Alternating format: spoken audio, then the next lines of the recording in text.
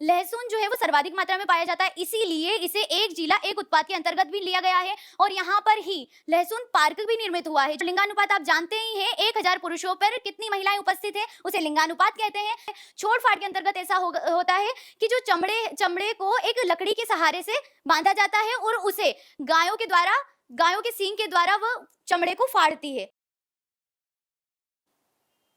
नमस्कार दोस्तों, मैं तनु मालविया केवीएस एकेडमी के इस प्लेटफॉर्म पे आपका स्वागत करती हूँ।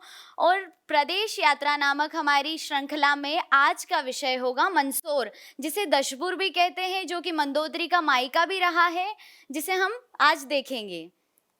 तो सर्वप्रथम हम देखेंगे, ये एमपी का मैप है जिसमें मंदसौर एमपी के पश्चिमी हिस्से में दिख रहा है हमें। फिर इसके हम देखेंगे पड़ोसी जिले। तो इसके पड़ोसी जिले कौन कौन से हैं? नीमच और रतलाम। सिर्फ ये दो ही जिले हैं जो मंदसौर को छूते हैं। अब हम देखेंगे कि मंदसौर कौन से राज्य की सीमा को छूता है। तो मंदसौर राजस्थान राज्य की सीमा को छूता है। अब यहाँ हम देखेंगे कि ये उज्जैन संभाग का हिस्सा है, जिसे हम देख चुके हैं कि उज्जैन संभाग में 7 जिले हैं, उसमें से एक है मंदसौर। तो यहाँ पर हम 3 क्वेश्चंस बनते हैं जिन्हें देखते हैं। एक तो मंदसौर जो कि नीमच और रतलाम को छूता है, मतलब पड़ोसी जिले नीमच और रतलाम। दूसरी चीज देखेंगे राज्य कौन सा है? राजस्थान, जिसे मंदसौर छूता है। और कौन से संभाग का हिस्सा है? तो उज्जैन संभाग का हिस्सा है। अगली चीज अब हम देखेंगे इसका परिचय। तो परिचय में देखेंगे पहला बिंदु उत्पत्ति और शाब्दिक अर्थ। तो उत्पत्ति इसकी कैसे हुई है? महर और सोर, मरह और सोर, दसोर 2 गांव थे जिन्हें मिलाकर मंदसौर नाम पड़ा है, मंदसौर शहर का। फिर ये प्राचीन काल में इसे दशपुर कहा जाता है, जो कि मैं आपको पहले बता ही चुकी हूँ। दूसरी चीज है, यहाँ पर 9 तहसील को शामिल कर मंदसौर जिले की घोषणा की गई थी। और इसका पुनर्गठन कब हुआ था? 1 नवंबर 1956 को, जब हमारा मध्य प्रदेश का भी पुनर्गठन हुआ था। अब देखेंगे हम इसकी ऐतिहासिकता। तो ऐतिहासिकता के अंतर्गत हम देखेंगे कि मंदसौर को दशारण्य कहा जाता है। लेकिन दशारण्य कहाँ कहा जाता है, कहाँ उल्लेखित है? तो स्कंद पुराण में उल्लेखित है कि मंदसौर को दशारण्य कहा जाता है। दूसरी चीज हम देखेंगे कि कवि कालिदास की जो प्रसिद्ध पुस्तक है मेघदूतम, तो मेघदूतम में मंदसौर का भी वर्णन मिलता है, जो कि उज्जैन के साथ साथ मंदसौर का भी वर्णन मिलता है। अगर हमसे पूछा जाए कि मेघदूत में कौन कौन से शहरों का वर्णन है, तो मंदसौर का भी वर्णन है, उज्जैन का भी वर्णन है। अब दूसरी चीज हम देखेंगे, यहाँ पर कौन कौन से राजवंशों ने राज किया है। तो यहाँ पर ये मुख्य राजवंश थे जिन्होंने राज किया है: यशोवर्मन, गुर्जर प्रतिहार वंश, ओलिकर वंश। और ये कौन सी नदी के किनारे स्थित है? तो मंदसौर शिवना नदी के किनारे स्थित है। और शिवना नदी के किनारे ही हमारा पशुपतिनाथ मंदिर स्थित है, जो कि बहुत प्रसिद्ध है। अब लंका के नरेश रावण, ये तो सब जानते ही हैं कि ये मंदोदरी का मायका रहा है। अब हम देखेंगे इसकी भौगोलिक दशा। तो भौगोलिक दशा के अंतर्गत देखेंगे कि ये कौन कौन से पठार का हिस्सा है। तो ये 2 पठारों का हिस्सा है। ये मध्य पठार का भी हिस्सा, मध्य भारत का भी हिस्सा है, और मालवा के पठार का भी हिस्सा है। और एमपी का पश्चिमी हिस्से में ये स्थित है, ये तो हम जानते ही हैं। अगली चीज देखेंगे पड़ोसी राज्य। तो पड़ोसी राज्य में बता ही चुकी हूँ, राजस्थान। और जिले कौन कौन से हैं? रतलाम और नीमच। ये दोनों जिले हैं जो मंदसौर को छूते हैं। तो पड़ोसी जिले हैं रतलाम, नीमच, और राज्य है राजस्थान। अगली चीज देखेंगे कौन से संभाग के अंतर्गत आता है। हम देख चुके हैं उज्जैन संभाग के अंतर्गत आता है, और इसके अंतर्गत 8 तहसीलें आती है। अब देखेंगे यहाँ पर कौन सी मृदा पाई जाती है। ऑफकोर्स मालवा के पठार पर काली मृदा पाई जाती है, तो यहाँ पर भी काली मृदा पाई जाती है। क्यों पाई जाती है? दक्कन ट्रेप का निर्माण, ज्वालामुखी उद्गार में लावा, और लावा से काली मिट्टी, मतलब कि मालवा के पठार पर काली मृदा पाई जाती है। जिसके बाद हम देखेंगे वर्षा और तापमान। तो यहाँ की जलवायु कौन सी है? शुष्क है। यहाँ की जलवायु शुष्क है, और वर्षा जून के मध्य से सितंबर तक होती है। वर्षा कहाँ से कहाँ तक होती है? जून से सितंबर तक। तो यहाँ की औसत वर्षा क्या है? 7866 मिलीमीटर होती है, जो कि 25 से 100 सेंटीमीटर के अंतर्गत आती है। अब सामान्यतः मई माह सर्वाधिक गर्म होता है। यहाँ पर जो मई माह है वो सर्वाधिक गर्म होता है, और जनवरी माह में सर्वाधिक ठंड होती है। ये आप सब जानते ही हैं। अगली चीज हम देखेंगे फसल। तो यहाँ पर फसल सर्वाधिक मात्रा में कौन सी फसल पाई जाती है? पहली बात तो हम जानते हैं काली मृदा। काली मृदा गेहूं, सोयाबीन, कपास के लिए बहुत ही अच्छी होती है। तो यहाँ पर गेहूं, सोयाबीन की खेती होती है। और लहसुन, लहसुन जो है वो सर्वाधिक मात्रा में पाया जाता है, इसीलिए इसे एक जिला एक उत्पाद के अंतर्गत भी लिया गया है। और यहाँ पर ही लहसुन पार्क भी निर्मित हुआ है, जो कि अभी अभी हाल ही में चर्चित रहा है। लहसुन पार्क जो कि मंदसौर में स्थित है, ये याद रखने योग्य चीज है। अगली चीज हम देखेंगे कि अफीम नारकोटिक्स ब्यूरो मंदसौर में ही।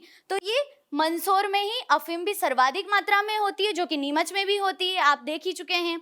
अब वन और वनस्पति, जैसी वर्षा वैसी वनस्पति। तो उष्ण कटिबंधीय शुष्क पर्णपाती वन पाए जाते हैं, जो कि 30 से 80 सेंटीमीटर की वर्षा होती है उन क्षेत्रों में पाए जाते हैं।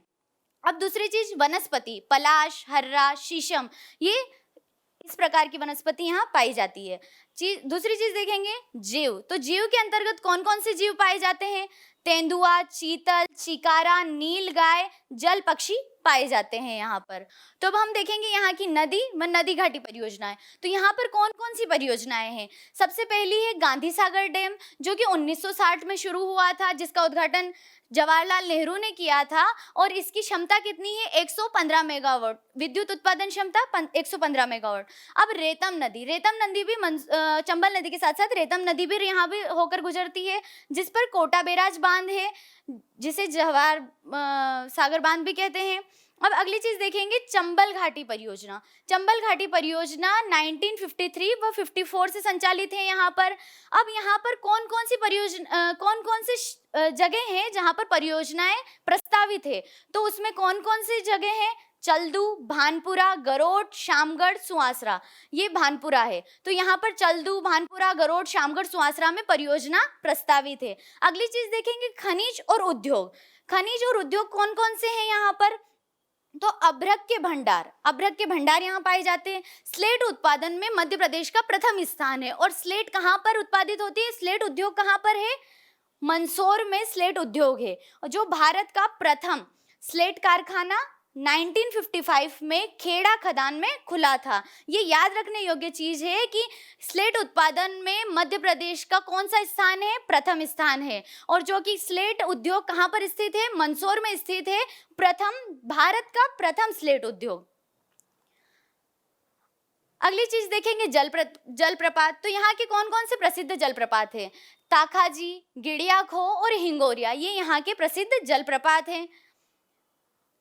तो अब हम देखेंगे यहाँ की जनगणना। जनगणना के अंतर्गत हम पहला बिंदु देखेंगे यहाँ की कुल जनसंख्या। तो मंदसौर जिले की कुल जनसंख्या कितनी है? 13,40,411। 13,40,411 यहाँ की जनसंख्या है।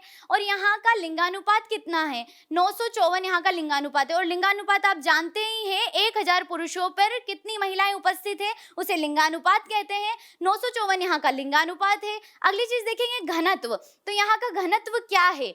यहाँ का घनत्व है 242 प्रति व्यक्ति प्रति वर्ग किलोमीटर।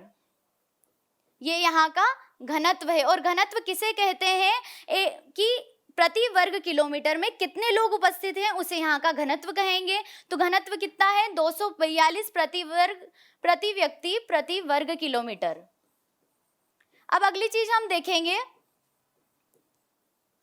साक्षरता। साक्षरता किसे कहते हैं? साक्षरता 7 वर्ष से अधिक उम्र के लोग जो कि पढ़ना लिखना जानते हैं, उसे साक्षरता कहते हैं। और यहाँ की कुल साक्षरता है 71.78% यहाँ की कुल साक्षरता है। पुरुष साक्षरता है 85.14% और महिला साक्षरता है 57.98%। यह यहाँ की कुल साक्षरता है। अगली चीज हम देखेंगे संस्कृति।